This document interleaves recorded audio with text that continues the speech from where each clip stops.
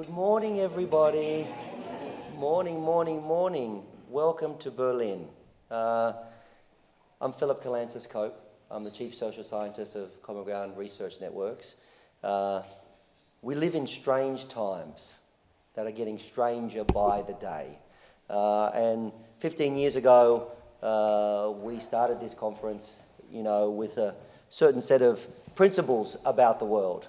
And one of those principles was internationalism, thinking about the globe, thinking about scopes of affinity, both in a kind of philosophical sense, who was the people that we think about of shared concern, but also in a kind of institutional sense. What are these institutions that map these areas of concern?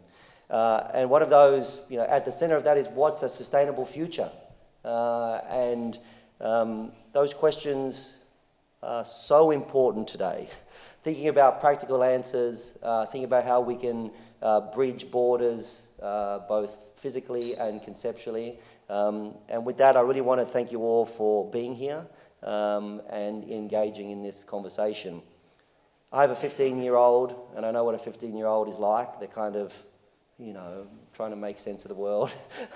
And we are doing that together. Just going to talk briefly about the format. What's wonderful, I know we have a small group this year, but so many familiar faces, which is great, that I'm just going to walk through some of the features of this conference, just so you make the most of the next 2 days. So after the plenary session, you'll see in the program a talking circle. There is 2 talking circles. One is on the theme, and one's a general talking circle. The purpose of that is just to meet each other, right? So, if you're interested in the theme in particular, go to that room. But if you just want to, in a more kind of general sense, is the second room. You just go to that room, introduce yourself, say who you are, where you've come from, what your research area is. It's a really nice way to get the conversation going. The other thing that you'll note is that we have no printed program. We haven't had a printed program for some years now. One, printed programs are an environmental disaster. We print it out, throw it out. The other thing is that it's a temporal block. You have to print it 1 month before and all these kinds of things, and it's not evolving and dynamic. But the other thing that we're trying to do is think about the conference content as a time capsule, right? So, when you go to the site, you all have a presentation page. We have 60 or so online presenters who have uploaded digital content. You can view their work. All of it is asynchronous. We kind of had the belief that time zones are a kind of equity question. Where is the time zone? How do I participate so we don't do anything in Zoom? So engage in that content. But I also encourage you, whether it's during the conference or after the conference, to upload your presentation, a short video of what you've done, and it's something that you have access to going forward. So one of the things, the conference ends after 2 days, but we're trying to find ways to keep the conversation going, keep people connected around these topics. The other thing that we're really, committed to is supporting emerging scholars. Could this year's awardees please stand up for 1 second? We'll give them a round of applause. Yes. So these wonderful people will be in the front of your room, chairing your sessions, guiding conversation. Again, it's really important to us to have these kinds of voices at the thread through the 2 days. So that's an important thing. The other thank you is to our hosts. Florian, thank you for being here, and Fabian. How many times this year I've said, is it Fabian or Florian, Fabian, who I'm going through. But thank you so much for all the work that you have done. Fabian, this is my segue to you. We've been working together for many, many years now, and it's always a pleasure to keep doing creative things together. So I'm going to hand the floor to you.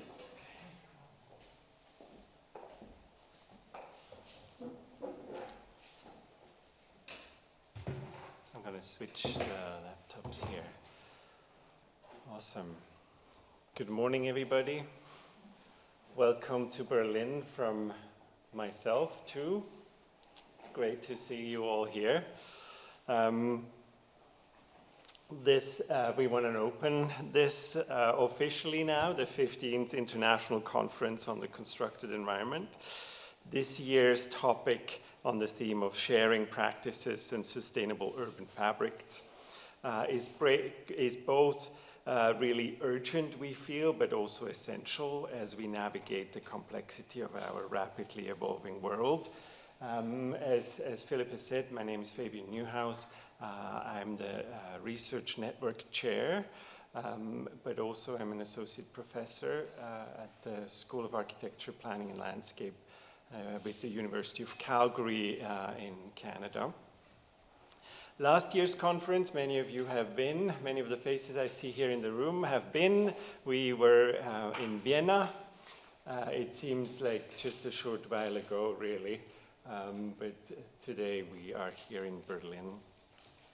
So welcome to Berlin. And I think Berlin is a city with a unique history. Yeah. It's a place where the past and the future intertwine socially, politically, and of course, in the constructed environment. And many urban landscapes embody the complexities of constructed environments, but Berlin stands out. A city that has been repeatedly reimagined, rebuilt, divided, and unified. From the Reichstag's glass dome symbolizing transparent democracies, to the preserved sections of the Berlin Wall that remind us of the division and the cost of division, this city's architectural fabric tells stories of historical rupture and healing. As a global hub for innovation, creativity, and cultural diversity, Berlin offers a fitting backdrop for our conference this year, for our discussions on sustainable urban fabrics and the practices that shape them. From its historical architecture to its contemporary social sustainable initiatives, Berlin exemplifies the possibilities and the challenges of creating resilient, inclusive urban spaces. Experimentation happens here, but also implementation works here. And that's the exciting part. And we'll hear a number of examples over the next 2 days. Today's Berlin represents a remarkable laboratory for sustainable urban development, creative adaptive reuse, and innovative social housing. For example, the transformation of the Tempelhof airport into a massive public park, but also the energy-efficient renovations across former East Berlin, or around here, for that matter, really, and I think Florian is going to talk about that. Just pioneering community-led development projects throughout the city. All of this provides tangible examples of the principles that we founded this special focus on for this year. I would like to start with an acknowledgement. I know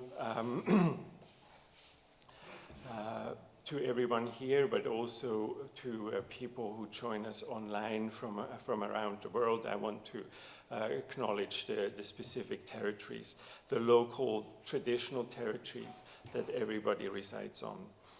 While it seems far away from here, from Berlin, in reality, the reality is for many who join us from around the world is that there is transformations of territories happening all the time, and occupation of territories happening all the time. The constructed environment, the city, is in many ways a capitalist, but specifically a colonial project. So as a framework that has proven itself to be highly exclusive and destructive to marginalized, and in particular to local indigenous communities around the globe. I personally normally reside in Western Canada, and I'm settled there as an uninvited guest in Northern America, really. And we have this tradition in Canada that we acknowledge the traditional territories and the people that have provided stewardship for these traditional territories. And specifically in Northern Canada, which is in fact called by the indigenous people Turtle Island. So Calgary in Western Canada is the traditional territories of the Tsuut'ina First Nations people, the Blackfoot Confederacy, but also the Ahia Nation, and it's also home to the Métis people of the Region 5 and 6. They have really provided stewardship for those lands for millennia before the arrival of European settlers, which really in Calgary dates back a little over 100 years. So those timelines are really quite interesting on how things have developed. And it's interesting also in the context of our conference theme that what the local elders talk about, and many of them sort of refer to planning and conceptualization of settlements in connection to 7 generations into the future. That's kind of the traditional temporary framework in those communities. Planning 7 generations ahead. And I think that is really interesting for us to think about in the context of both the sharing economy, but sustainable urban fabrics too during this conference. So welcome everybody, welcome to the returning participants, welcome back to our intellectual home. The yearly conference really is our intellectual home. Your continued engagement has really helped build the foundations of this network. And of course, to those joining us for the first time, welcome. You represent the fresh perspective that will, oh, there's more people coming, that's awesome. They will find the entrance. So we really eagerly anticipate your contributions over the next 2 days. Phil has already started with some acknowledgements. I just want to add to this. Of course, thank you, Phil, for guiding us through the year. With CG and everything that you do, but also thank you so much, Alba, for putting the conference together. You've all met her. She was at the entrance when you came in. Then, of course, our local partner, the University of Applied Sciences here, and Florian Wolf here, Koch, sorry. Who we collaborated with as the local conference host. And it's interesting because the way I met Florian was actually in Calgary about 2 years ago. He was visiting Canada with a delegation of German architects and industry representatives, and we hosted them at the University of Calgary. We got chatting over stuff. And kept in touch and developed the concept for this conference. So it's really exciting that this is now really happening and we can open this. I also want to thank our keynote speakers, plenary speakers, sorry, for this framework, plenary speakers, our panelists you saw in the program. We have a really exciting panel tomorrow, but also, yeah, of course, all the participants here for your expertise and insight and your contributions to this conference. So a little bit about the theme. I'm sure Florian was going to talk about that too, but a bit more context. Sharing practices and sustainable urban fabric, our main focus, is really a call to action for all of us in this room. It invites us to explore new ways of designing, building, and maintaining urban spaces that not only meet the needs of today, but also safeguard the well-being of future generations. Sharing practices is fundamental to our mission, and Phil has talked about that. By exchanging knowledge, experience, and methodologies, we can learn from each other's successes and failures. We can identify common goals and bridge the gaps between disciplines, industries, and cultures.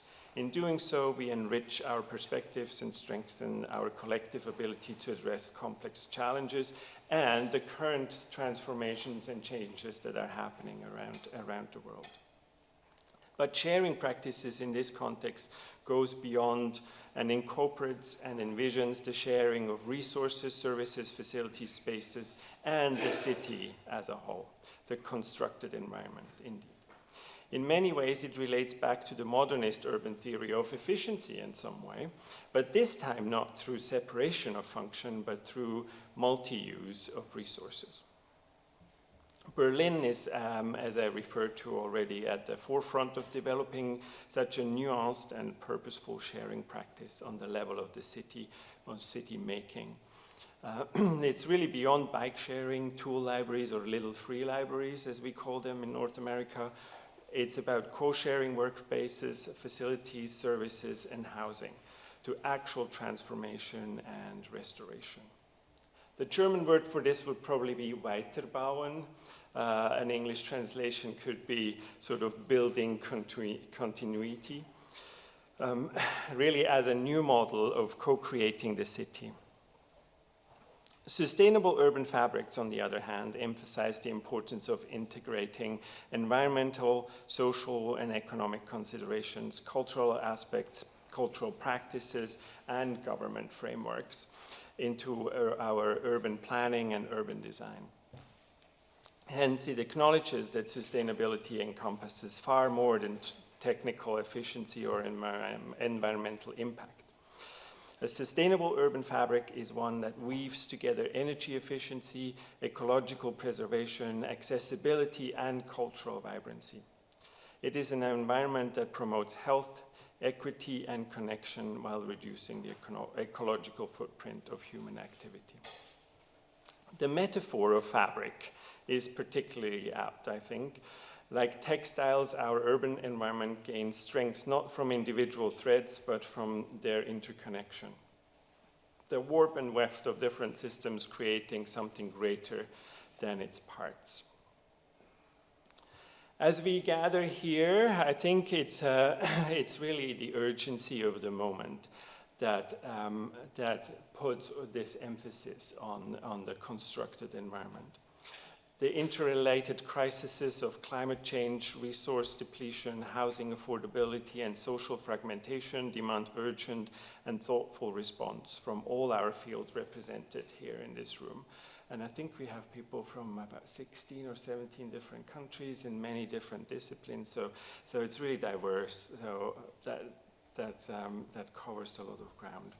You all know this. According to the UN Habitat, cities consume about 78% of the world's energy and produce about 70% of the greenhouse gas emissions, but only account for less than 2% of the Earth's surface. So the constructed environment is really a massive factor in these conversations.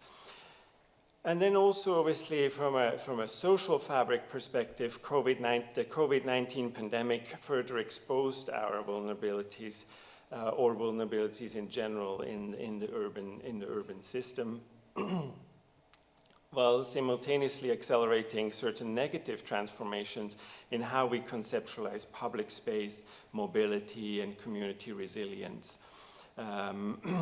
This is resulting in accelerated individualization that we see today, and together with targeted social media, it amplifies isolation and fragmentation of our communities, social groups, and families.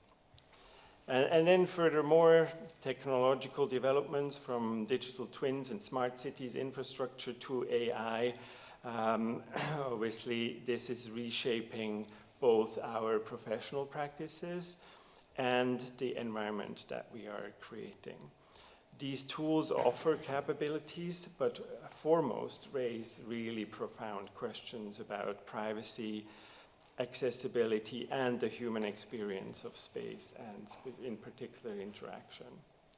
It is really against this backdrop that our conference theme, Sharing Practices and Sustainable Urban Fabrics, takes that sort of resonance that we're hoping.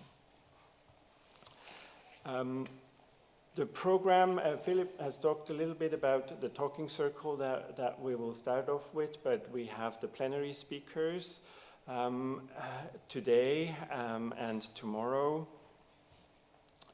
Today, Donna Petrescu is here. Thank you so much with a plenary talk called Co-Resilient Neighborhoods.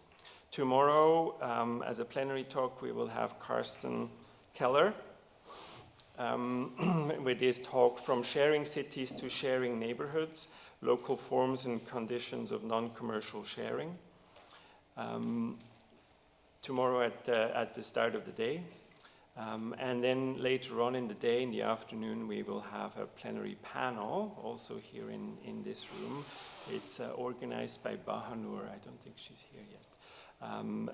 But under the heading of Sharing Resources and Perspectives to Increase Resilience, the panel will consist of Johannes Koch, who's from Resilient Cities, Martin Bartol, Vice Director of the Training Research Network, and Anna Krentz, Director of Sinus 3 here in Berlin.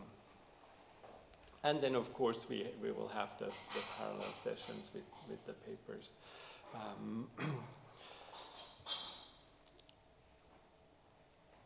So, while these next 2 days will be really precious, our community network extends beyond this,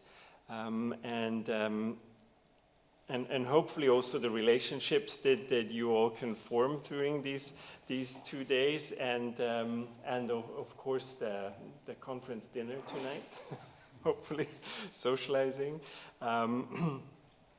I would like to also highlight the publication opportunities with the network. We have a journal where we would love to publish your papers. We have 2 editions per year, but then also obviously you can consider a ZG book publication, and Phil will do a session tomorrow over lunch if you're interested in the publishing opportunities with our network. And of course, as Phil talked about, the online platform will remain open, both the discussion board and the content, so we can stay in touch over this. Over the year. But in closing, I would like once again to welcome you to this 15th International Conference on the Constructed Environment. Your presence here is really a testament to your dedication and passion for building a better world together. Thank you for bringing your ideas and your energy and your commitment to this forum. It's really, really exciting. As we embark on this journey, we want to really focus on this collaboration and exchange. So welcome to Berlin, welcome to the conference. Thank you so much. So with this, I hand it over to you, Florian. Thanks for being our local host.